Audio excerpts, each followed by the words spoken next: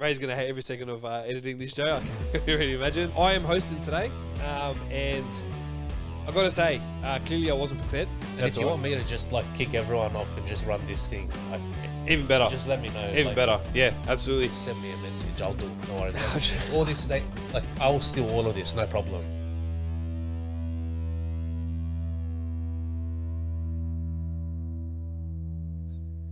That was the right idea. You wanted to just get Goose and I on. The reviewers, bro, you guys were just going. It was you guys sitting there for like 50 minutes, and then you're going, ooh, oh, Yeah, okay. ooh. To be fair, I don't know anything. So if I was to... Okay, yeah, that's sorry. You're offended by combat sports. What are you talking about? Get Goose up. I hate you. Let us know whenever, yeah. Oh, it started recording. Oh, it's already Oh, started. all right. I'm scared to know when it started from. So boxing stuff. Oh, okay, all right. That's Oh, fine. yeah, right. Yeah, that's Wait, all so right. what? You go ahead, Nat, Mr. Producer. Go on. Cause it's just all about me. Another day, cuz. Another day in paradise. Aren't you supposed to introduce the show or something? Is that... Something like that. But hey, no, Ray's not here, so it's a bit free for all. No, Yeah. I'm kidding. I will introduce the show. Yeah, go. Because I'm used to hearing the music in the background, like in the beginning. But there's no music, right? Yeah, Joe? Correct. All right, so there's no music. Here we are. All right, well, why do we get the show on the road, as they say? Go on. Ladies and gents, welcome to another episode of Have a Chat with Ray and Stat. Yes, I know. I feel like you're going to be a little bit upset because Ray's not here. I know he's the star of the show. But I've taken the hot seat. Ray is currently in America. He has graduated from Bible college, which is very encouraging. And yes, I'm not a good friend for not being there to see it. So yes, you can make your judgments in the comments. But he's gone to America. He's also enjoying a bit of a holiday. A bit of time to just, while in America, just live it up a little bit. Go to some places he hasn't been to yet. So I am hosting today. And I got to say, clearly I wasn't prepared. Joe did text me today. He's like, hey, bro, you still on for tonight? And I'm thinking, what's tonight? And it's the podcast. So here I am, fully prepped. We're just really comfy here, guys. It's just a comfy one today. I'm very excited because last minute call up, I got one of the OGs of our potty to jump on. So Mick. Bro, I can't even lie. I genuinely almost fell asleep. You just ran through the whole bloke's family tree. Ray's on a holiday. He's graduated. You dragged it. Listen, no one's upset as well, by the way. No one's upset that Ray's not here. Ray, I love you. Congratulations on your graduation. God bless you in your ministry and your zeal for the Lord. Everyone loves me. Like on this show. Like It's true. this Yanni special feature upgrade. Yeah. Special upgrade. Yes, Michael Hanna. I also go by Michael. And you can follow me on LinkedIn. And it'll be like on the screen there, Michael Hanna on LinkedIn. And so you can find me there because I've deactivated everything else. So you won't be able to find me anywhere else. Actually, lie. Facebook, I'm there, but I've just deleted it. So I just won't see if you say happy birthday, I'll just ignore you or something. So, Guys, what, you spoken for 15 minutes? Guys, can't wait for falling asleep, bro. Relax, okay, this bloke. Oh, so Ray's dad begat this bloke, then this bloke begat this bloke. You gave me Matthew 1, but like about Ray. Yeah, here we go. And you look Little very bit of banter. comfortable. Hey? Very comfortable, huh? Bro, super comfy. It's the weather for it. It's raining, it's cold. It's like 43 degrees in here. Oh, look, in here it's a little bit always, but that's why we've got the AC cranking. So we can definitely understand that. Guys, just remember to subscribe to our channel. Ray always really pushes. We have to subscribe and we have to really push the channel. Guys, you want to subscribe, you can. If you don't want it, it's okay. Like, I'm not going to... No, I'm kidding. Ray will shoot me. I feel like Ray's judging me at the moment, even though he's not watching. But look, subscribe to the channel. Let's get the show on the road. Let's kick it off. But Mickey, thank you for jumping on last minute. My pleasure. Yes, very last minute. I know, because you're a busy schedule. You're such a busy man, Yeah, and you're you such know, a important figure on LinkedIn and off LinkedIn. You know what I mean? You know, bro, when you're a creator on a professional network like LinkedIn, it just gets life gets busy. You know, my one post every 3 to 4 years whenever I change jobs. Yep. And just maintaining the notification I get that I appeared in 38 searches this week. Probably the most useless notification. LinkedIn is notorious. If you have LinkedIn, you know it is. Notorious for disgustingly useless notifications. I appeared in 38 searches this week. Mad. Man, What does that do for what us? does that mean? You're getting noticed. Your post has 3,000 impressions. Mad. This work viewed your profile. I don't. I don't remember I asking. don't yeah. When? The When? whole app is when. It App should be. when, It should just be ask when in. no. You know what? Yeah, right. Should just be when in. Yeah, you're right. You're right. Right before this kicked off, we entered a very deep, controversial, sensitive topic Mm. about writing on the back of t-shirts. Yep. I think it's all right. I think that some t-shirts actually look good when there's writing on the back of them. But Nat over here is very zealous about his opinion otherwise. Go Yeah, on. mate. Look, I have come to the conclusion, and look, I just want to say I'm very glad we're discussing this and Ray's not in the room Yes. because he really wanted to discuss this with me, and I wanted to rob him of the privilege. So, So he's been robbed. oh yeah, Oh, definitely robbed of the privilege, So- and I'm sure. I think at another podcast that we do later on, he will come back to this topic because now he's available to talk about it. But I find writing or images on the back of t-shirts the dumbest thing ever. Mm. I find it so dumb. What it is for me is if you can fit it on the front, why is it on the back? Because it just looks cool. So Tell me, if you see a phoenix on my back as I walk past you, as I smoke you on Church Street, heck, I walk past you, heck, boom, yeah, and you see a phoenix on the back of my shirt, you're not going to be like, that's hectic. I wouldn't care for it. Yeah, but you'd notice it. See, there's a difference between caring and noticing. If it was a plain white t-shirt, you would not even notice it. If it was a plain white t-shirt with a red phoenix, Mao hat, yes, he does. If there was a red phoenix on the plain white t-shirt, you'd be like, I don't care for it, but I noticed it. You know what I mean? Yeah, I get it, but I'm more bringing it back to the fact that I think it's useless to be on the back of the shirt. If you get like for me, is if you can put it on the front, why not have it on the front? And Okay. don't get me wrong, I just want to state. I know you're a Go little on, bit go on. worked up, but I just want to state and make it very clear. Yes, I do have some shirts that have stuff on the back of it. Yeah. I don't buy it for the stuff at the back of the shirt. I buy it because of the simplicity of it on the front. Okay, can I ask, why is it more beneficial for it to be on the front than on the back? Because what's the point of it being on the back? I find there's no point. Okay, yeah, but what's the point of it being on the front? If you're going to print something, you print it on the front of the shirt. When people look at you, they look at the front of your shirt. But they I also don't- look at the back. Yeah, but I don't care about... I don't want to look at people's backs. If I want to look at it's someone's shirt... It's about what the person sees, not what you see. But what I see is if I look at someone's shirt and I see it at the front, it's mad. For me, it's pointless. Like, why am I wearing something that's on the back? What if like the main thing's on the front and then it's just a cool graphic on the back about the thing on the front? Why can't the graphic be on the front of the shirt? Because the main thing, like you don't want to take away the focus from the main idea of the shirt, right? Like if it says Nathaniel Yeah. and then there's a big drawing on the back with a bloke bald with a beard. Because it'll look weird. Yeah, you have Nathaniel there, then on the stomach you got your head. But if you have Nathaniel there, then on the back, But it's why like a can't it go? canvas. But why can't it go on like this side? So, for example, if it's my sorry, it's the other way around. So, if I got my name here, why can't I put it on that side? Like, what do you mean it takes away? Like, I don't see that for me. I don't understand. I find like if you can just put everything in the Because front, there's chuck too it on much the to front. look at. You have the name, you have the bloke, but if you have the name, someone talks to you, they go, "Oh, your name's Nathaniel," and then as you walk away, they go, "Aha!" Like you leave them with a little souvenir. But why are they checking me Yeah. out? Because everyone just looks at people as they leave. No. Oh, like, look, you're probably right. For me, I find it silly. Anyway, point is you dragged it. I'm not And dragging. graphic tees are mad.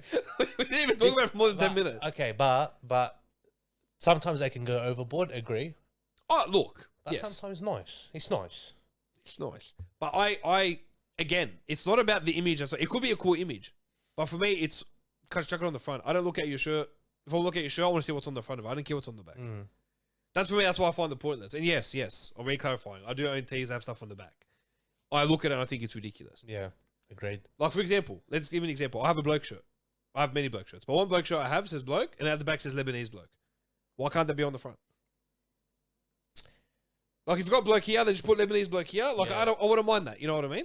Yeah. Like, that's how I kind of view it. Well, look, I'm not the oracle of shirts. But this is why we Okay. debate and we talk and we share Right, opinions. The point is, it looks alright on the back. Right, depending on what it is. Yeah, all right. So, the one other thing I'm very glad about pertaining to attire, accessories, and clothing is that you no longer wear your light blue, baby blue G-Shock, it seems. Yes. Give a flash of the wrist. Yes. there. I'm wearing Now a it's different dark G-Shock. blue. It's a dark blue G-Shock. So But tell them of your recent purchase. I'll yes, tell you yes. that. Everyone's up for those. Give me a round of applause. Thank you. Mhm.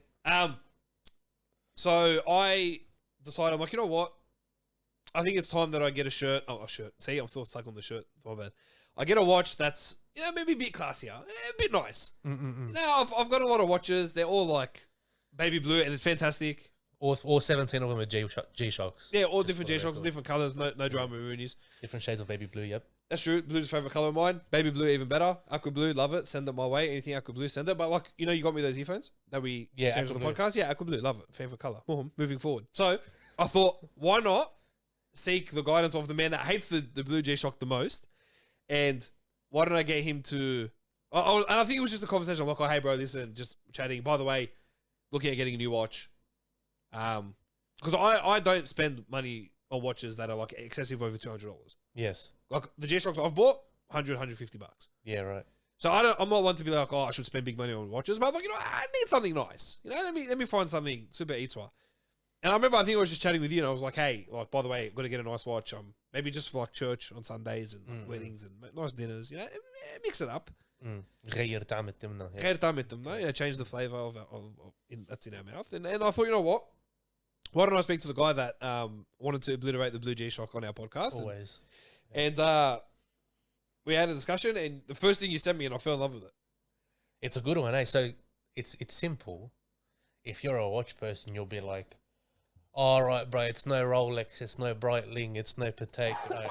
First off, you dragged it, relax. No one has that money. And if you do, you're a poser. That's true, yeah. Probably not. If you're successful, congratulations, well done. Looking at Mark. Walked in, walked out with 700 watches. Anyway.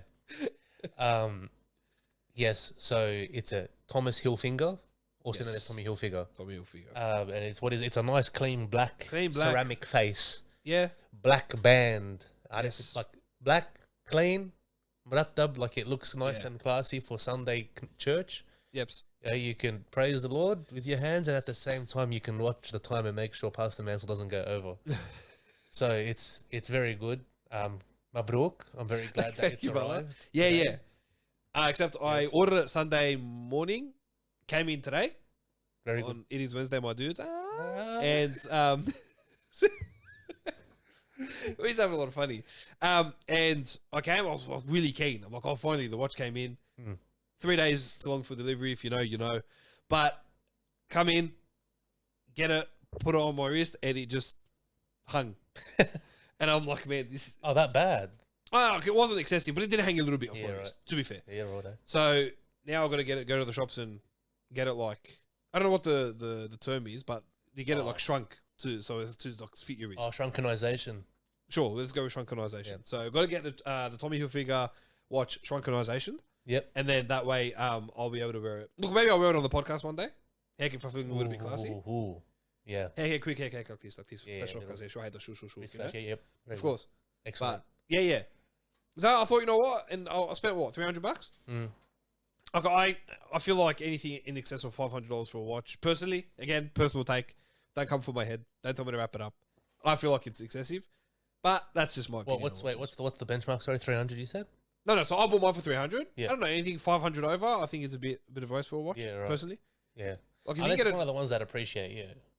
sorry. Unless it's the watches that appreciate, like those. Yeah. Of course. Well, that's different. The rich people's ones. The Rolexes, like the Michael Moore ones. The Mark Moon ones. Just call it the Michael Moore ones. Walk in, walk out. 73 watches. Yeah. Yeah, Like that. quick 20 Just a minutes. quick one. Yeah. Yeah, that's good. Yeah. So look, we are upgrading the world of watches. Clearly, Michael's talk and some of the comments that from that podcast and people had watched, like, oh man, you should change your watch. And Oh, really? People actually followed up with you? yeah, people followed because some of them obviously we have a bit of a fan base that actually watch our stuff, which again surprises me, but we do. And Well, it's just me on my 14 Google accounts, champ. Don't get too excited. I was every single comment. that's true, you were. But hey, you know what? Still fans. Yeah, it's good. I was watching a video today. Yeah. Very funny. Very, very, very funny. I was hoping that actually we could pull it up, and I just want to show. I want to get your Yeah. reaction, actually. Okay. I haven't seen it. Well, what's Okay. the video? So the video is there was this, I think it was a woman that held up this 7-Eleven at gunpoint. Sorry. Why is there queso on the screen? The song? Anyway, sorry. This woman is holding up 7-Eleven with a gun. Yeah. And it's a story about how this vigilante hero stopped her, took her down, and subdued her until the police arrived. And bro, the guy that did it is a full crackhead. But bro, it's so funny. All right, let's pull it You up. have it? Yeah. It's called most Australian interview ever. Yes. All right, let's give it a whirl. Play. It's so funny.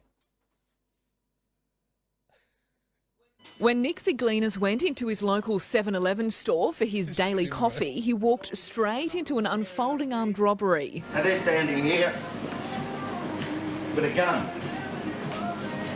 Down, everybody down, you down. A woman in a motorbike helmet was allegedly waving a gun and demanding money. Nick says he made a split-second decision. Line! Aha! Go for glory, you know, like a try. With the accused pressed against the counter, 7-Eleven franchisee Ricky Yan called police. When I saw the gun, I was just been scared, very scared. He'd been about to hand over hundreds of dollars before Nick's unexpected tackle. Now I'm trying to get them over there because I'm wondering that they might shoot. Nick says he grabbed the gun, which That's how turned you out to be a fake, and threw it to the floor before a second manoeuvre. And I did my MMA around the head. Tackle! And that's it, hang on. His iron-tight grip only interrupted by police 5 minutes later, who arrested the woman. Store owners Ricky and Audrey thankful for their loyal customer. He is very, very brave. I'm very appreciated. Thank you, Nick. Ricky and Nick have been friends for 6 years, and Ricky says he's grateful for Nick's dramatic intervention after a spate of armed robberies and thefts from the store. This afternoon, Emily Beck faced court on 8 charges, while Nick Ziglinas returned to get his coffee. Curry-Ann Greenbank, 9 News. This is. MMA. Yeah. And how he just drops himself to the ground around the head. I love how he called it MMA, but Guys, it was a little joke call. Calm down. around the head. Round the head. Boom. Drop. The way he hits the deck, but bro, that's so funny, bro. I was crying. But what do you mean that this guy is like they've been friends for 6 years? I would have thought this guy is just a pure crackhead off the street, has just walked in 7-Eleven to get his $1 coffee. Straight out of Campbelltown Housing Commission. Straight out of Housing Commission, yeah. Straight out of Campbelltown Housing Rocked up Commission. on his scooter. That is unbelievable. Right, it was. I just wanted to share it because I thought it was a tremendous laugh. Very funny. But I want to appreciate the commitment shown by the guy to actually show what he's done and then to drop. Yeah. That's fantastic commitment. Grab the gun. Threw the gun. Did my MMA. But Round the head. why was he charging at the counter? Like, I understand. Go that for glory. these- Bro, it was so funny, bro. Aussies, like the. I also watched this little, what's it called? Like this little, not skit, like show by Gabriel Iglesias. Iglesias, Iglesias, yeah. Iglesias, and he was talking about how like Aussies just don't care, and that like is the one place in the world that he's gone where if like political correctness is like the least of their care. Oh, and yeah, stuff. yeah. But bro, it's the interviews, the funniest interviews. I remember those 2 Lebo blokes as well on the project. Oh. Yeah. I don't know if that's actually no, probably not. No, look, I don't think we can play Probably that. not, bro. Just the funniest interviews always come out of like Yeah. 7 or 9 news. Yeah, and they just find the most random. Like it's one of those like you get the ones like there's so many that pop up, but the ones where like they'll say, "Oh, what are you gonna do today?" And then one guy will just be brutally honest, like, "Oh, I'm just gonna go get wasted, or I'm just gonna go buy some alcohol and just get tanked." And we're just like, "Bro, calm down." And it's live on 7 News. Live on 7 News on the Today Show at like 6:30 in the morning. No one watching, but he somehow makes it later on. Bro, I miss Ready Steady Cook. Staying home from school. Oh, Ready Steady Cook. Judge Judy. yes. Oh, Dr. Phil. Oh, was that on though? Oh, Oh, like 12:30, 1 o'clock. yeah, I was feel. it? Okay, Judge Judy and Ready Steady Cook, bro. Oh, yeah, top team. Listen, what team were you on Ready Steady Cook? So there's tomato and capsicum, right? Yes. Oh man, I want to say I was capsicum. If you're Team Capsicum and you follow me on LinkedIn, block me and delete every piece of information you have about me. Team Tomato I got to block was you. goated. Yeah, no, go on. So I'm just on my phone quickly, just so people don't think I'm confused or I don't want to be here. I am here. I am here. But I am now going to block you because I'm a Capsicum guy. Very good. I apologize. Team Tomato, always. I think Jordan's with me on that. I don't even know if he watches this. But if you watch this, Jordan, Team Tomato, of course, the Brotherhood, Unbreakable Bond. And Judge Judy. Bro, I saw this case where it's in Judge Judy. This girl is accusing these two guys of robbing her, like they stole her handbag. Yeah. And Judge Judy goes, I don't know, you might have seen it. And Judge Judy goes, what was in your handbag? What would you estimate the value of the items in your handbag? And then she goes, oh, well, I had $50 in cash. I had my phone. I had this bank card, and this bank card. And she goes, I also had another. No, she said. Then she goes, I had 150 in cash. And the other guy goes, who's the defendant? He goes, ma'am, there was not $150 in cash there. He just incriminates himself. Everything else was there, not the 150. And then Judge Judy starts dying. She starts laughing. Bro, Judge Judy is the best show. It is. It's very, very up there. Very up there. Got us through our sick days in school. Mm-hmm. Look, and I've got to say, there is still a massive loyal fan of ours, and Peter Oh, Wolski. yeah, I've seen him wear her. He has shirts with her face on. Yeah, I bought him the shirt. Okay. Like it says, only Judy can judge me. That's pretty good. Yeah. Wow. It's good. Excuse me. And then I got it, and he has like it's like her head. It's like 10 images of her head, but one of them saying like baloney, or like that's ridiculous, or of her head. Yeah, it's. I gotta say, it's probably one of my best purchases. That's excellent. I've gifted someone. I gotta throw that out there. But Judge Judy, top tier show. The other one as well. I don't know. This was like an evening thing. Alongside Master Chef My Kitchen Rules, there was also Deal or No Deal, which was like at 5:30 p.m. Oh, Deal or No Deal at 5:30 with Andrew O'Keefe. Yeah. Oh, I bro, don't know if that's his name, but yeah, sure, that bloke.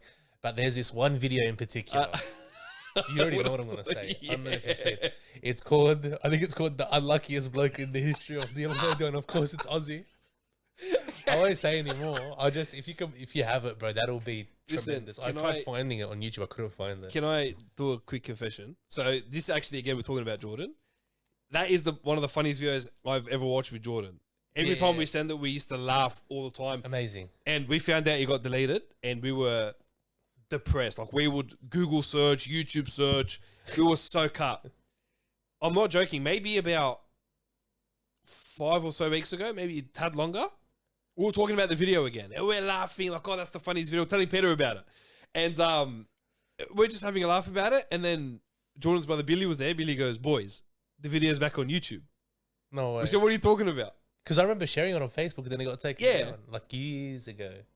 It's the best Poor best bloke, video. bro. Oh. And the part that breaks my heart is that he's not even surprised. Anyway, just let it play.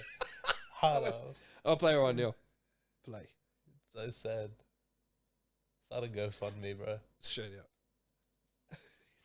50? 750 says Mary. In 6 is... Oh! It's the first case. It's the first case. Can you rotate your phone? Maybe that'll... Fantastic start. Yeah, magnificent. Yes. 5 cases with which to recover. 11, thank you. I think I've got $10,000. Oh, hang on. That's what we're after, Laura. Oh, I believe I've got 10 grand. All right. 10 it is. Or is it? Oh!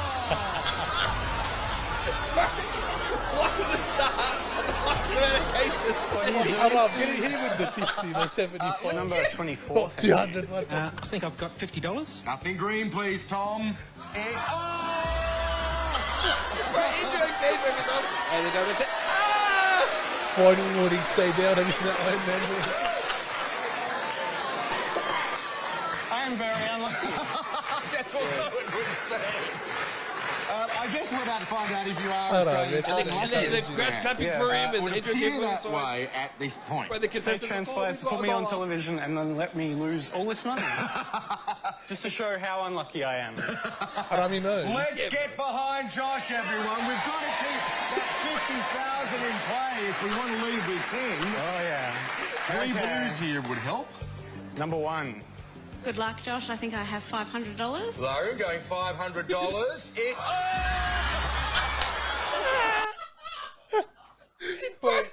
Zoe, can you find out how many cases are there in Deal or No Deal? I want to calculate the probability of that happening, bro. So there's Let me get my calculator up. wouldn't there be 26 cases? Are they 26? Yeah, it's 26 cases, and obviously in the beginning, guys, why are you still playing?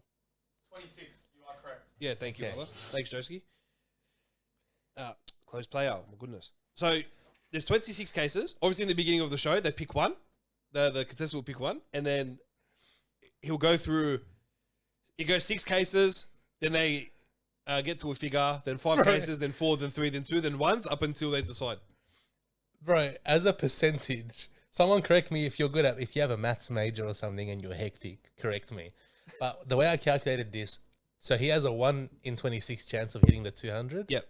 And then a 1 in 25 of the next, a Yep. 1 in 24 of the next. And then 1 in 23 until he gets to the car. As a percentage, so not as a decimal place, as a percentage, he has a 0.0002% chance of that happening. And the poor bloke goes, I'll show you how lucky I am. Everyone's like, Everyone, dancing for it. and then he's like, bro, he went from 18, 22, 23, 20. All right, fine. 1. And then that was 1. one. Yeah, all right. And then ruined him.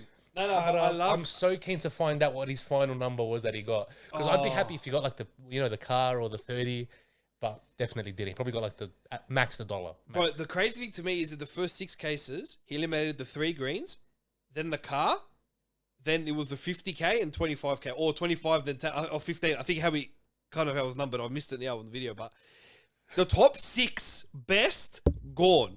I remember the offer. The offer was 50 cents. Oh wait, it continues and he misses out on the car and everything as well. It means everything. But the problem is that video only clips him missing the big greens. 3 in the first because it was a screen recorded clip. The best clip on YouTube ever, bro. It's Australian TV. Bro, it's so good. Another show I loved, and it sounds really dumb, that I'm not joking, I popped up on my TikTok feed the other day. Huey's Cooking Adventures. Oh, that fat bloke with the mustache. Yeah. Fat bloke with the Mo, Huey, Oh, wow. cooking. It popped up on my TikTok the other day, and I looked, I went, oh, mate, still going. Is he? He's still going. He's alive. Hey? He's alive. I saw on TikTok, like, he had posted like 3 days before. It was this clip. Unless it must have been like a rerun. But let me pull it up, bro. He's alive and on TikTok. That's what I saw. It's another topic that while you're on TikTok, bro, but we won't get into that, though. Who, me? Yeah, you. Oh, no. I don't have an account. I just have the app. What? But you have to have an account to use it, don't you? Huh? No. Oh. No. Like, if you want an account to save your videos easier, you can make an account in that. No, I'm very old school, cuz. I just have the app for what it is. Old school. I have what it is, and if I like a video I want, I save them. They all are queso videos, the big ginger streamer. I find these videos I love, bro. Yeah, That's all my feed is. It's just him and now Who's Cooking Adventures. that's hectic. So yeah, bro, he's still Very alive. He's still creative. kicking from what I've seen on TikTok. But again, I'm very. Do you also remember Dr. Harry? Dr. Harry? The guy that wore that, what do you call that? That like flat hat that isn't really a hat. The one that, what do you call those ones? Like the golf ones. Do you know what I'm talking about? The old guy, and then they'd give him his dog and be like, oh, my dog isn't listening to me when I tell it to sit.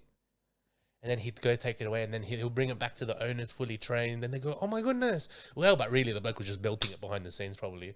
But like, Yeah, probably. I've never heard of this show. nah, he was very good with Kleb. Very good with Kleb. Really? And he would full train them. Like, they wouldn't be able to, say, clean their dogs, or their dogs would never listen to them. And he'd go take them.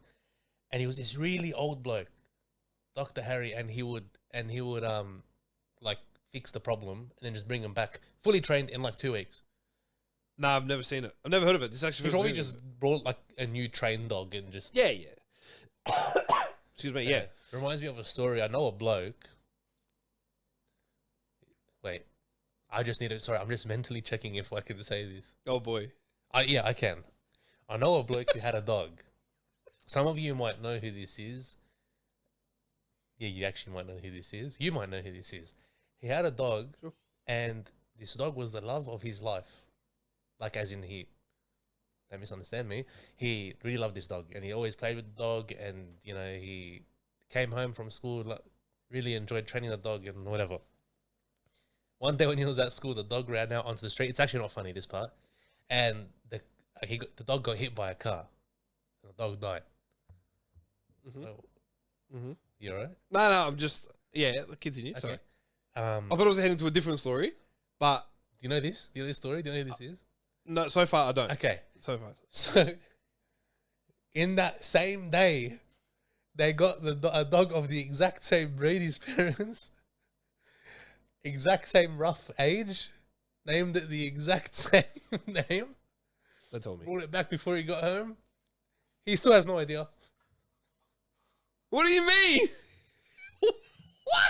What do you mean? He still has no idea. He has no clue his actual dog's dead. Like R.I.P. of course, but like for the last, I think it's been like 7 years now. He's been with a counterfeit. 7 years? Yeah. Now it's just fact. Now it's more of that dog than that dog was because it's been alive longer than that dog. You know what I mean? So you mean to tell me, in the moment that the dog passed away, they grieved and whatever, and in that same hour, bought a replica dog? Incredible reactionary time. Unbelievable, bro. Heck, die, bye, deep, tap on the F-POS machine, deep, home. This is your name. Woof, woof. Mum, the dog doesn't know any of the tricks I taught it. What happened? I don't know, he just forgot. Come on, bro. Yeah, it's pretty crazy talk. So till now. Look, it might not be anymore, but like at least like 2 years after the fact, No. I knew that he hadn't known. Was this the brother of... Was it a brother? I'm not trying to guess who it is. I promise I'm not trying to guess who it is. I'm trying to make the story up in my mind. Yeah. Okay, I don't know who it is. I genuinely got I feel zero like if some people that tune in, because they see my name, they're obviously going to tune in, right? Yeah, of course. Superstar. They might superstar. What can I say? I'm filming over here, brother. Big superstar. Bro. Guys, brother, who was that? Records. Yeah, you actually might know who it is. But yeah, bro, that's just a wild story. Actually, I don't know if you could say this. You had a story about someone's dog. Don't. Let me just think if it can be said. If I know what it is. Yeah, it's that. Can you or you can't? I can't say Okay, let's haram. Because No. Look, please don't misunderstand me, or I'm not trying to be rude.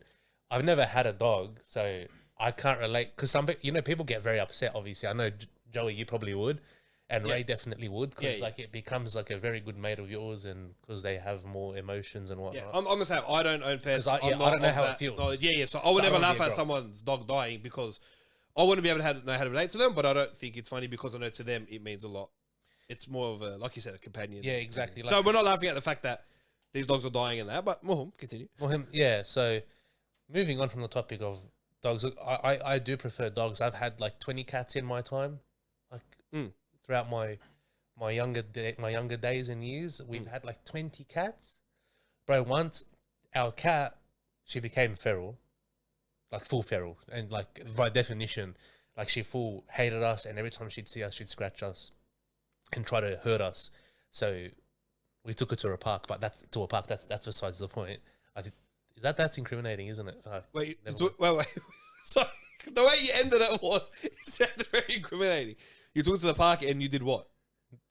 You left it there. Okay, you left it at the park. Because it went feral. Like, what are we supposed to do? Like, every time we'd come home, it would jump out from the bush like Spanian and just start scratching us. But it was a Spanian cat. You know his bush maneuver that he talks about? Yes. His cat would sit in the bush, wait for us to come home, and jump out from amongst the bushes and just start absolutely annihilating our legs. Oh, well, then it has to go. So much so that I would start bleeding. So we're like, heck, local park, food in boot, jump in, close, 1 minute drive, don't stress. 1 minute drive, open the boot, all right. Take it easy, brother. Here's the food. Here's the food. Good luck out there. But this cat, before she went feral, her name was BC. BC. A lot of you know BC. We just were very lazy with the name, so we named it BC. So you named the cat? We named the cat. We named the cat Cat. Yeah, literally. That's fair.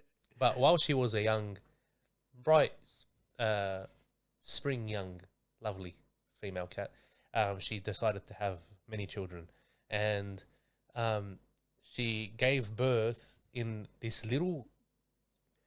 I can't even explain it. So there were these 3 hedges in our neighbour's backyard, and a very tight space on the side of it, and deep within like this, the concrete wall and the hedges. At the very end, she had 6 kittens, just in the corner on the mulch. And I was 11, so I was small enough to crawl in and go grab them. And so I'm grabbing them one by one and passing them to Andrew. These little baby kittens, bro, they were so cute. And then I was waiting to see which one looks the best because I'm going to claim it. And then I found one that I thought looked like Simba, so I called it Simba. And I go, Andrew, this one's mine. Simba. Anyway, I give it to Andrew. Now, our neighbor had a dog. His name was Sunny. Again, some of you know Sunny. Absolute OG. He's passed away now. The dog passed away. But, bro, amazing dog. Like, almost like a human. It was crazy. They trained it for like 20 years. It's a long time to train. Anyway, so I passed my kitten, Simba to Andrew. As I give it to Andrew, Sunny comes and clenches his mouth on the kitten. Yeah, but he's not hurting it. I need to just clarify for you so you don't... Oh, okay. He's holding it, but he's holding it tight, and it's squealing like, what do you... Let me go, akhi, like, sho amil like, you know what I mean? And then, like, let me go, bro, like, and it's squealing, haram, and so Sunny starts running. And then Mick, our neighbor, he comes out, he's like, permanently shirtless. Great, love him, top boy. Hey, Sunny, down, and it's, bro, the dog's not even listening to him. And so he goes... Boom, bro. He sends this mad thunderclap, but smacks the dog in the face, and then drops Simba. And Simba, I don't want to, but Simba, I love you. And then he was very distraught. He wasn't bleeding or anything. He was just in shock. He was in shock. And then, we took him back, and we couldn't keep up with them, bro. As they got bigger, I think there were 7, 8 of them, and we couldn't keep up with them, so we called RSPCA, said, hey, do you guys mind coming and taking him? To which I found out sadly later that if no one takes them within a certain time frame, they lethally inject them. Far out, this is turning very sad. Yeah, we're having laughs about Deal or No Deal and people losing money, and now we're talking about... Anyway, let me wrap this up with one last sad part. Okay. We decided to give away all the... give RSPCA the females and keep Freddie. JJ named it Freddie. It was the only male in that litter. And how many were in the litter? Like 8. Okay. So there were 7 girls and then we kept Freddie because we just didn't want him to have like babies. It's a bloke. And so so we kept Freddie, and then, bro, this is so sad. We kept him outside on the first day and he died. To the neighbor's cat. What do you mean died to the neighbor's cat killed him. What a mutt. Yeah. So what we did, don't worry, there's vindication here. You know how, like, we full took vengeance for him. So, Stephen had a very high-powered BB gun. We loaded it up. Don't worry, I know you're distraught right now. Just listen. We loaded up the BB gun. We knew exactly which cat it was because it looked evil. Oh. And then it was like it was a big, fat Garfield-looking one. And then as soon as it came back to our backyard, and then we were sitting outside, and Steven gets the baby gun, and he aims, and he's like, oh, bro, he sprayed it like 4 or 5 times, and it's like jumping in pain, and then it sprinted. And me, crying, because I'm angry. Oh. I was so angry. So I grabbed a newspaper, and I rolled it up. And I'm running after it, and I actually cornered the cat in a neighbor's front yard. And out of frustration, I just started swinging, but I missed it, and it ran between my legs, and then we never saw it again. So now, as a conclusion, I will never own a pet ever again. Wow. Yeah, that's mate, that's a tea joke right there. As you can see, I'm trying to withhold some tears, but so you've owned. So clearly, you're not a great owner. If a lot of these pets that you've had have passed away or, bro, have had to go. Do you mind if can I give you one more? Of course you can. Cause hey, listen, fast forward 6 minutes if you don't want to hear this, but. Less. I'll make it 3. All right. Monkey explain. No, that's so we wanted chickens. Me, Andrew, and Stephen, my brothers and I. We wanted chickens. We went to, I forgot where we went, but you know those cute little incubators, and you see those little baby chicks, and they're walking around, mubsutin. Oh, yeah. Squawk, buck. Oh, yeah, squawk, relax. Anyway, Squeak. we asked for 3, and bro, he had these cute. The guy that owned the place, he had these cute tongs, and he gets the tongs and he puts them in these little. I think he put it in like a container. The 3 chicks, they were so cute. I picked mine. Mine was the white one. I called it Fluffy. Andrew chose the brown one. He called it Pecker because it liked to peck. Creative. And then Super. the last one was Stevens. He couldn't think of a name. We got home, and what we noticed was the guy gave us a defect chick. Oh. So this third one, Stevens one, it's so sad. So you keep saying it's so sad, and you don't have to laugh. Oh, that's how I'm thinking about it, bro. It's a coping mechanism, bro. Yeah, no, that's fine. No, that's fine. You get to it. Its bum was actually clogged, so it crapped, and then it sat on its own poo, and then the poo dried up, and it blocked its bum. Like, I'm being full serious. Okay. So it couldn't go to the toilet anymore, and so it couldn't excrete, and so we tried to soak its like bum in warm water and try to get the dried crap off with tweezers, and it was not coming off. It wasn't coming off. So we named him Survivor because we're like, you're going to get through this, brother. You're going to survive. Come on, bro.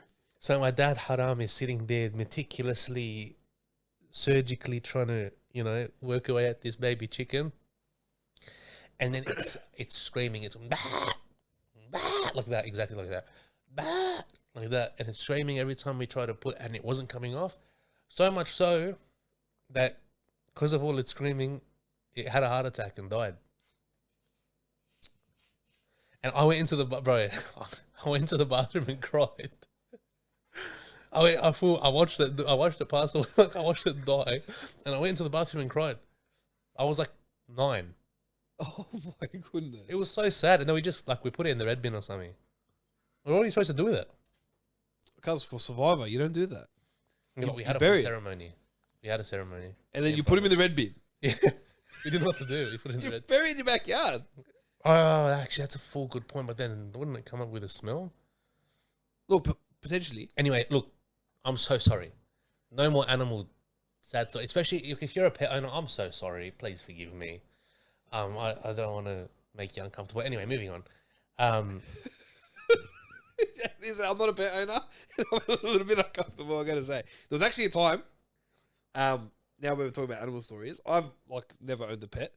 We just used to have a bunch of cats in the backyard. Yeah. Bro, there couldn't be a day where I'd come home from school and I'd want to practice my bowling technique in cricket and peg the ball at my very broken down shed.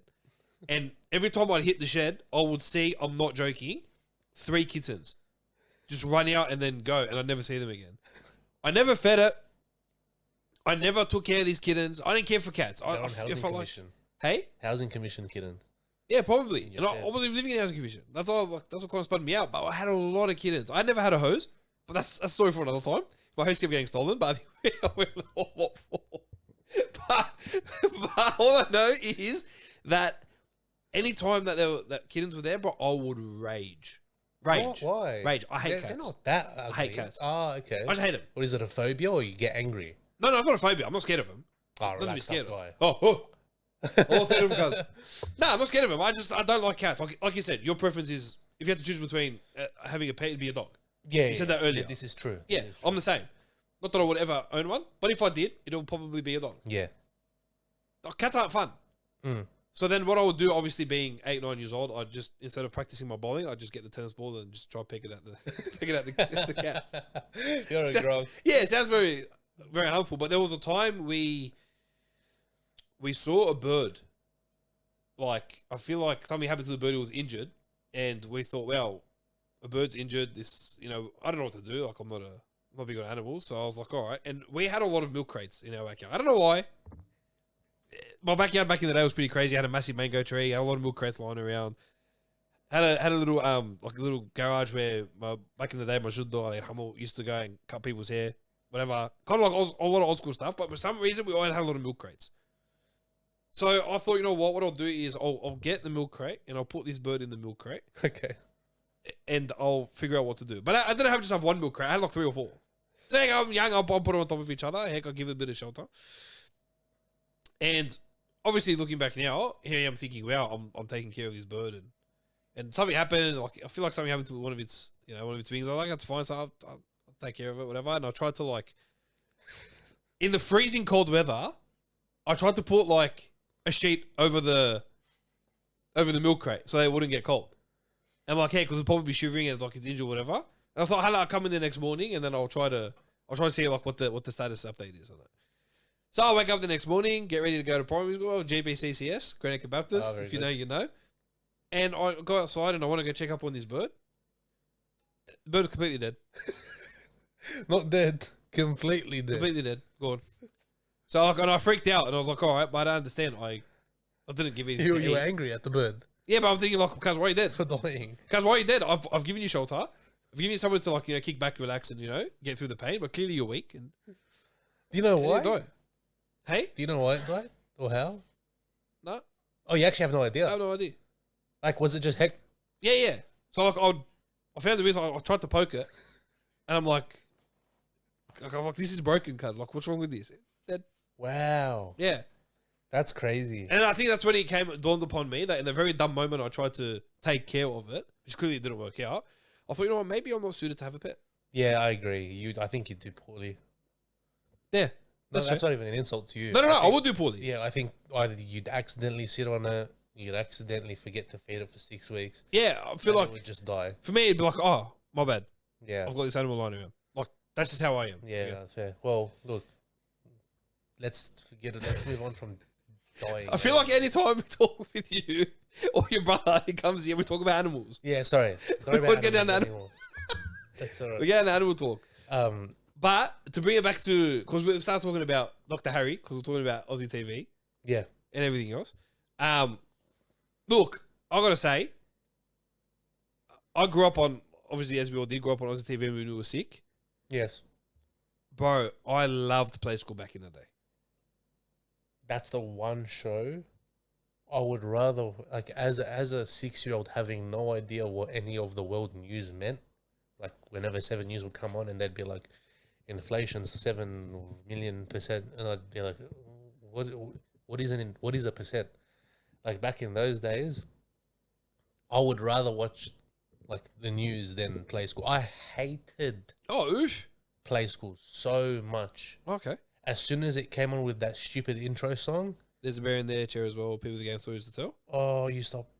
My bad. I'll stop. I can't stand it. No, I Even won't see now- continue. So, whoa, I full hated it back then.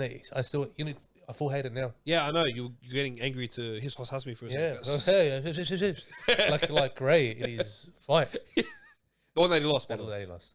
Sorry, Ray. He watches these. Eh? Yeah, I think he watches Oh, them no, sometimes. Yeah, I thought he just edits them. Wait, which means he watches it. Oh, crap. yeah, he's gonna have to Yeah, watch right. it at some point. Yeah, I know. Yeah, I couldn't stand that show, but yes, Oh, fair. Okay, that's fine. Now Playschool was a hit for me. Wiggles, old school Wiggles, mate, love them. I love them now. But there's new Wiggles that come in, like the guy. you know, like two of them. Justice Sorry Crew to and cut that. you off, by the way. Sorry. The two of them are barbers at my uncle's barber shop. What do you mean? He cuts their hair. Okay, see how I understood it was that two of the people in the Wiggles are barbers. Oh no, I was about to say, hang on a sec, because that can't be real. no. I was gonna say one of them's from Justice Crew. No, yeah, he cuts their hair. Oh, he cuts their hair. Yeah. Oh, okay. That's what I meant. Okay. Oh, that makes sense. That makes a And bit more sense. I was about to say. sometimes, bro, they'll give him like, because they're members at like a high level member at the Crown, which means they gamble a lot. If you're under 18, you're not sure.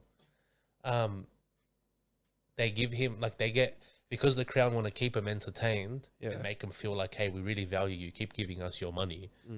They give him like 2, 3 free nights a year, and some of his customers just give it to him. They just give him the free nights at the Crown. So like twice a year he'd go with his wife, 2 nights, 3 nights at the Crown, just kick it. What do you mean? That's mad. Yeah. And here I am. I'm lucky to get a $50 motel on a weekend away. Basil. In Bass Hill, yeah, Ridges, bro. Wow. Ridges. Heck, bro, the views of Mac is next door. Wow. Imagine I open the window. Open the window of your place. Go on. Open the door. Yep. It's just Macca's, bro. Macca's on the left. Vet across the Hume Highway. Every single straight piped Corolla driving past you, going 40. And then, bro, you got frocks and gowns on the corner. Yes. And way out to the right down there, you got Hungry Jack's. And talk about culture. And a little bit of a sneaky Boston donut. Decent. Yeah. That's pretty good. Solid. Basil, no, don't plug them, but. All right. Boston Donut's very good. Yeah, crack up. Anyway, sorry. So no more animals. Yes, no more animals. Noted. Yeah. We've moved off from the animal topic. I'm very excited, by the way. I don't know if anyone watching is going to the leadership conference. Yes. Very excited. I think so. We've had TNS, which is phenomenal, and we have like all these different conferences. But bro, leadership, there's just something about leadership conference that is just beautiful. Last year, I didn't know this, but you're supposed to rock up looking nice. Like everyone there was either in a suit or like a coat with a button up. I had my Christ Alone jumper, so everyone thought I was gonna bomb the place. But then they read Christ Alone, and then they were like, "All right, like passable." So if you're gonna come, pack a button up shirt and a nice jacket. Yep. Otherwise, you'll get judged hard. Profusely, yes. Also, just get ready to eat Macca's about 4 times that week because everything closes at 1 Everything closes at 1 p.m., yeah. If we're lucky, maybe 3 p.m. But that's one of my favorite conferences of the year. Probably my favorite conference of the year, where we go. A few of us boys drive up to Brisbane. I know people fly, and that's okay. You know, it's still cool too. But we go, we drive, we enjoy the drive up. We go, sit under some great preaching. Yep. And by men, like incredible speakers. Pastor Shemish, Kurt Skelly, Pastor Doug Fisher. You know, he was someone that was sick for a while, and we saw his name on the what's it called?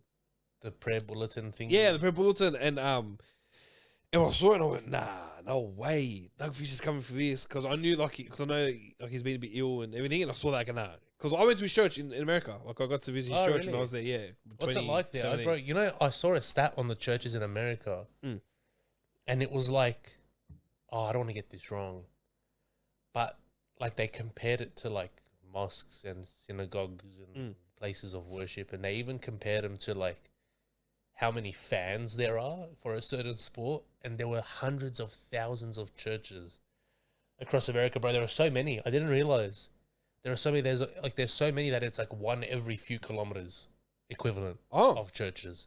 Oh wow. Yeah.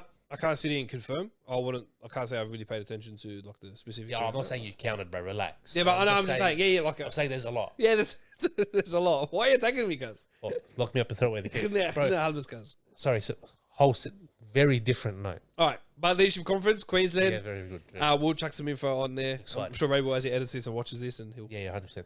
But bro, I think I might have mentioned this to you, but not too long ago now. So, if you're from anywhere in a Western Sydney, inner West, whatever, you know, anything postcode related that starts with a 2-1 for the most part, you would have your own local crackhead.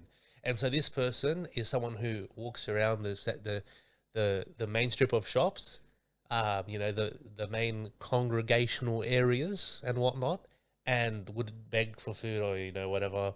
They'd go around and ask you for $2, and you know them by name most of the time because they're always there. So there's this new one that's been around at Chester Hill for a while, but he's tall. He's like 6'4", bro. Like, if you're using the imperial system, stop. But yeah, anyway, the metric. Yeah, he's 6'4", what's that, like 190? Yeah, 194. Oh, really, is it? Oh, actually, that sounds about right. 193 and 194, very tall. And he loves to converse with himself. Anyway, I noticed that he always asks people questions, and then he'll ask a question and he'll just keep walking. And then anyway, I came back from work and I get off at my station, Chester Hill, surely enough, and he comes up to me and he stands right in front of me. I just stop it. I look up at the bloke, I look up at him, and he goes to me, "Oh, I know you did it. I know you murdered him." Like that. That's what he says to me. And I'm like, "How'd you know?" And then, How bored are you? and then he goes, oh, I knew it was you. And then he quickly like backs away from me, and then he just starts sprinting right as far as he can from me. Guys, you just have to poke him, don't you? It's fun. It's entertaining. You got to poke the bear a little But bit. there are so many. Like there was one Indigenous lady. I got off at Chester Hill, and so when you get off, the stairs are on your right. You have no reason to look left. Me being of low IQ descent, I looked to my left first, then looked to my right. I had no reason to look left because looking left is nothing. It's just the end of the platform. But I looked to my left, and there's this lady that's putting the finger up at me. But before I even got off, so she has her hand up. Before I even get off, just like gambling on is someone gonna look or something. I get off, but I get off looking like that, and I just see her putting the finger up at me, and I was just like, just kept walking. It was all right. I just kept walking, and she goes, "What?" I go, "Oh, it's only me." I turn around, and she's looking at me. She's like, "What?" I'm like, "What?" And then she starts like walking after me. I'm like, "You." So let me get out of here before I get stabbed with some sort of needle or something. So I start walking, and then there's that ticket booth where you can buy stuff at the train station. And then I take the corner and I step to the left a bit and I turn around. And then she comes around the corner, and then she's like, then she notices I've stopped and I'm facing her. And then she turns around and she's like, "What you say to me?" I was like, I was like to her, "Look, what are you gonna do? Like, what are you trying to do here?" And then she was like, and she just stared at me for about 35 seconds. Just That's a very long time. and then I was just like, "Are you all right?" I didn't want to keep walking and turn my back to her in case, I don't know, like what she has.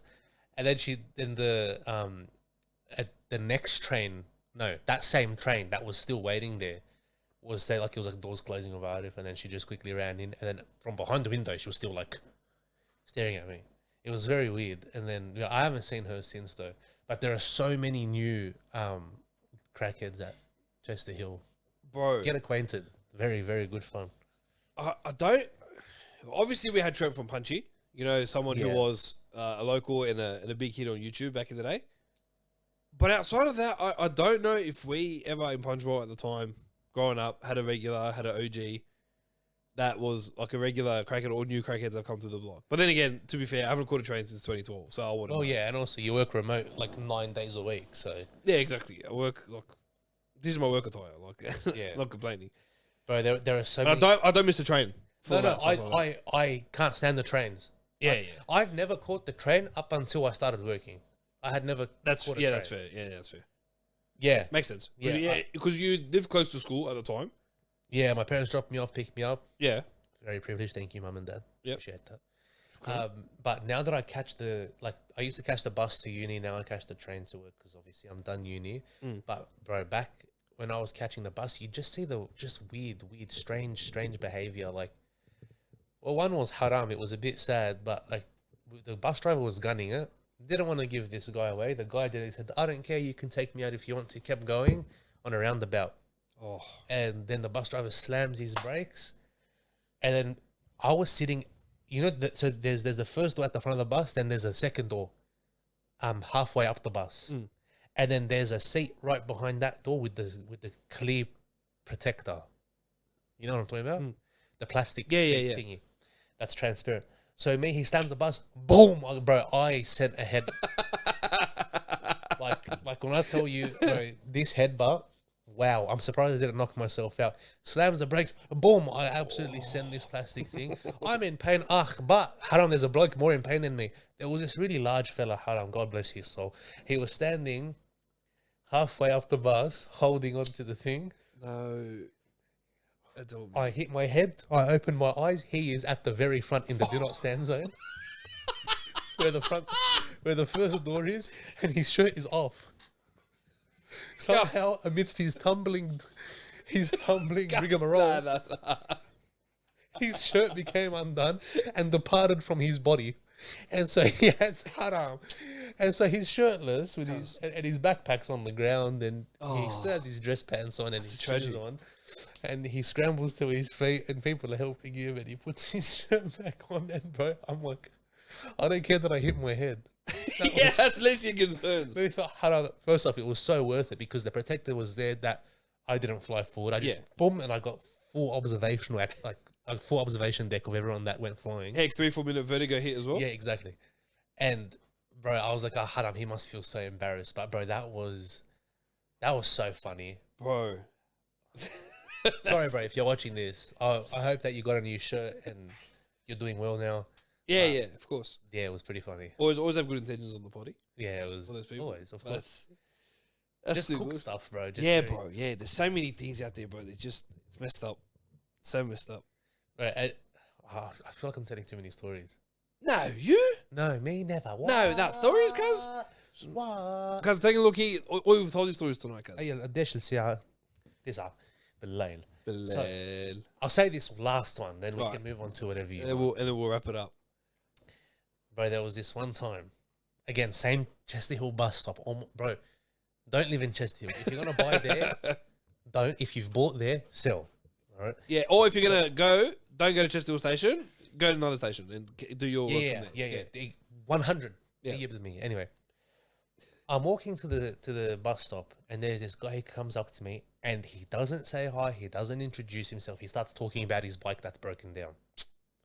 And so he walks up to me. I go, "You all right?" He goes, "Oh, mate, my bike broke down. The head gasket and this and that, and the steering wheel and the steering's off, and it's on fire." I'm like, "Whoa, hello." Yeah. And he's just talking. And he's talking. Oh, we're talking to my mate. He's the mechanic, and he is not blinking. Well, not that my bit. Nothing. No, he doesn't blink, and so he's captivated me now. And so I'm staring at him, and I'm like, "Yes, okay, your bike's engine blew. No worries, mate." And then the bus M91 to Para pulls up, and I go to him. "Oh, mate, look, I'm so sorry to cut you off." Said that. He kept talking. Well, I go, "My bus is here. I got to go." I keep walking. I turn and I'm trying to say bye to him, and he just turns and he's still talking. Same tone. It's not like he's getting louder to accommodate for the distance that I've departed from. So like I'm at this point, I'm 5, 6, 7, 8 meters away, and he is. Yeah, mate, I go. Just my head. Yes. He has not changed tone, not changed like decibels in loudness, and so I jump on the bus and I get window seat. Of course, window seat, plane ticket, and then. Bro, I look at him. Oh, you're gonna full think I'm lying. He is still looking at me, talking. Still looking at you? And he's looking at me, talking. And I look at him, and he's still going. Oh. And he's just talking. Haram, bro. And I just smiled at him. I don't want to be. Yeah, no. You don't be rude after you've already walked away from him and jumped on the bus and you have to go do your own thing. I should have stayed, bro. I should have just skipped work. I'm convinced that if you moved on or you stayed, or if 3 hours later you came back, or 10 hours later you've come back after work and you come back to that same spot, he'll still be talking. Some say that he's still talking even till today. Legend has it, he's still on the. But yeah, basically just don't go to Chester Hill Station. Don't go to anywhere in Chester Hill for that matter. Even the El Jannah, you will get food poison there. Yeah, true story. Yeah, just steer clear. But on a Christianity note, Nat, yeah, are you excited to preach our all-night prayer meeting, mate? Or give the devotion? Yeah, excited. First time I would be giving a devotion in a church setting, or like really, So that's exciting. It's not something I really do. Like I teach like the kids and like I do my part and try to teach the kids. And I've given my testimony like at Elevate Retreat last year and stuff like that. But in terms of preaching to like a congregation or giving a 10-minute, 15-minute kind of talk to adults, it's not something I commonly do. So for me, it's nerve-wracking. I'm nervous from now. It's not even. It's like 3 weeks away, and I'm very nervous from now. It's a good thing to be nervous about, bro. Because I know that you've obviously recently you preached to us at Elevate. It was, correct me if I'm wrong, and I'm sorry if it was 3 weeks ago, 4 weeks ago. Yeah, about 3 4 weeks ago. Now coming up to 4 weeks. 4 weeks, yeah, that's right. So I'm definitely excited. I feel like if I ever get to have the opportunity to do it, I'd love to do it at my home church. Yeah, with the congregation, they can give me some feedback. I've already got a topic in mind what I want to discuss. I just got to see if it's aligned with what we're praying about in that hour. Okay, it's not a free reign this run. It could be a free reign. It could be. I would like it to alleviate to one certain topic that I've got in mind that I want to talk about. and try to tie a bit of my testimony into it. Yeah, nice. That's how I'm thinking. But very excited. I was stoked to have been asked, to be honest with you. Yeah. It's a very humbling thought, because again I haven't done it, but it's a humbling thought to be asked to, hey, we want you to share something with our congregation as we go to pray for that hour. And it could be either to set the tone or put in a reminder, or at any point in that sort of prayer meeting slot. So it's exciting. I'm very keen. I'm very nervous, but I feel like God's put some stuff in my heart that He wants me to discuss. And even though it's 10 minutes, maybe 15, I think it's too much, but even 10 minutes, I'm really excited to just share. That's good, bro. But it's exciting, yeah, definitely exciting. I'll be there. Yeah, very keen. Those nights at like all night prayer meeting that we do at church, and we're with our congregation and we're on our knees praying and just seeing the work God's doing here and abroad, with people in our local church and in the churches that are abroad as well. It's amazing to be part of, and praying with your church family is nothing like it. Yeah, that's true, bro. I think that if there's one thing to be nervous about, it's definitely that, because like to get up and obviously you don't want to speak opinion. Well, there's always a matter of opinion in these things, but like when you talk about the Bible, you have to make sure that you're like exegeting it and interpreting correctly. Otherwise, good luck, brother, when you answer to that. Yeah, exactly. I mean? Yeah, when I get to heaven, I'm gonna like, there's gonna be some problems. Similar, like to you, for me recently, like even when they put me for the all night prayer meeting devotion, and then even Elevate, bro, I'm so nervous on the week leading up because I'm like, God, please, I don't want to say anything out of line, anything that's not from you, because it's clear that obviously not many are called to preach and teach, because there's a lot, like there's greater condemnation on them if they speak out of line, but there's nothing more humbling and than being given the opportunity to go ahead and do that. So it's awesome. I think I love that Mark gave me an opportunity to speak, and I'm glad that like a couple of people found it useful. But I think that in terms of like when you bring God's word to God's people, there's only one way to preach, which is exegetically. Like you only speak what the text says, and you don't try to get more creative than God. That's right. Like you see a lot of churches these days that are like, they try to put on performances and these shows, or they try to sub in this man-made worship, like man-centered worship, because God's word isn't sufficient, and you get these like, this man-centered service, but like just get back to the Bible and just let God do His thing, and so I feel like in the church, and this was what was on my heart with Elevate. I know you were in there, but oftentimes we hear a lot like, this is the passage, this is what it means, this is how it applies to your life. But I feel like on a different note, which is very good, I feel like that's the only way to preach, 100%. Yeah. But there are some Christians as well, bro, young and old, like don't get me wrong, young and old in their faith, who are still wrestling with the idea of like, well, am I certain about why I believe what I believe? You know what I mean? And so sometimes you get into this mindset where, or you watch a video like this little gotcha mic drop moment from an atheist or whoever, and you're like, oh, wait, you're right, my God is immoral or whatever it might be.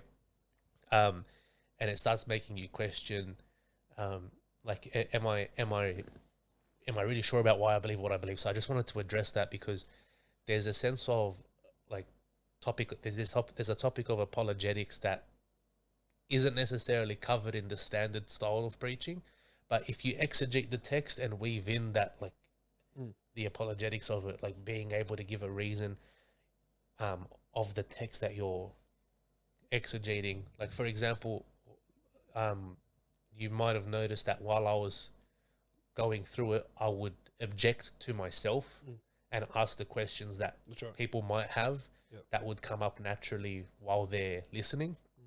So for example, I'd be like, well, what was one of them I say?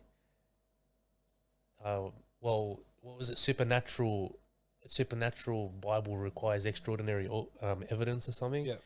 like I'd ask that question, then I would go ahead and deal with it with the text. Yeah. And like I feel like that's something that's really practical. People are like, oh yeah, I was thinking of that objection. Yeah. You know, whereas just breezing past it and jumping to the next verse.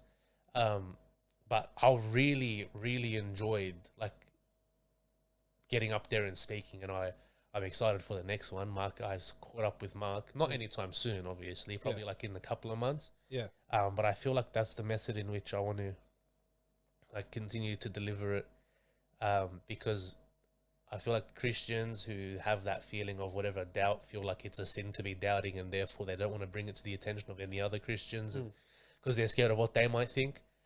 So it's good to address it in a group setting, especially when we're at such a point in our life that's so crucial for making those proper decisions that will have the most impact for the kingdom.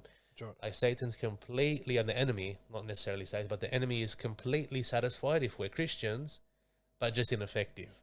Like if we stay distracted and mediocre, no problem. The bloke won't bother you. No one will bother you. You're all good. Yeah, you're not feeding into, like you're falling right within the plan of the enemy. But the whole point of this life is to get out there, do as much damage to the enemy and gain as much ground for the kingdom of God, and then die. And that's a beautiful thing, because we don't just die, we pass from death to life. So, yeah, I'd say whatever, not everyone's called to be a preacher, a teacher. We're all called to have an apologia in 1 Peter 3:15, a reason for the hope that is within us. Sure. So ask questions, get familiar, read up on it, watch on it, know about it, because Christianity is true. And if Christianity is true, then there's nothing else that is true. Yeah, no, it's perfectly said. What I loved about what you were saying is, like, we're talking about doubt, and there are many Christians out there that doubt what they believe, or sometimes they don't know why they believe what they believe. People have the basis that, I grew up, this is all I know, this is what it was taught to me, I'm just going to go with that as my justification as to why I believe what I believe. But every person in their life, for those, who are Christians or raised in a Christian household, or even those that are of different beliefs, should know and understand why they believe what they believe. I think it's huge. I think it's so important, because we can't just go around and, you being an adult and keep saying, I grew up, my mum and dad taught me this because I grew up like this. Yeah. It doesn't work like that. No. You need to know why you believe what you believe. And I think it's so important that we do research, that we do study, that we do find out.